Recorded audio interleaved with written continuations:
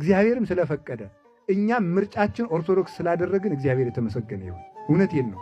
የማንም ውለታ የማይዘነጋባት ሀገር ናት። ማን? ኦርቶዶክስ ናት። የማንም ውለታ የሰማችሁ ነው። እንደ እግዚአብሔር ክርስቶስ እኮ የዶሮ ውለታ እኮ አይረሳም። የዶሮ ውለታ ራሱ አይረሳም። አንድ ዶሮ ነበረ። ይሄ ዶሮ በትውፊት ነው፣ በትውፊት የሚገኘው ትውፊት ማለት ውርስ ማለት።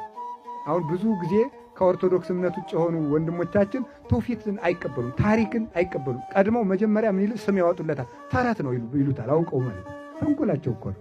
ሊበሏት ያሏትን እንትን ምንድን ነው የሚሏት? ጅግራ ናት እንዴ? ወፊቱን እኮ ነው ማለት ወፊቱን ጅግራ ናት። ምን ሊያደርጉ አፈልገው ነው? ስለዚህ ኦርቶዶክስን መጥላት ሲፈልጉ አስቀድመው ትውፊት ይጥላሉ። ሲጀመር እኮ መጽሐፍ ቅዱስን ያስረከበን እኮ ትውፊት ነው። መጽሐፍ ቅዱስን ለቄሴ ለመርጌታ ለአባዬ አምጥቶ የሰጣቸው ማን ነው? ወፊቱ ነው? አውሮፕላን ነው? ትራንስፖርት ነው? ጀልባ ነው? ምንድን ነው የሰጣቸው? ትውፊት ነው። መጽሐፍ ቅዱስ ራሱ በትውፊት ሰንሰለት የመጣ ነው። ስለዚህ በትውፊት ነው ያገኘ ነው። ከኛ የደረሰው በትውፊት ነው። ከቃሉ ጋር ናችሁን?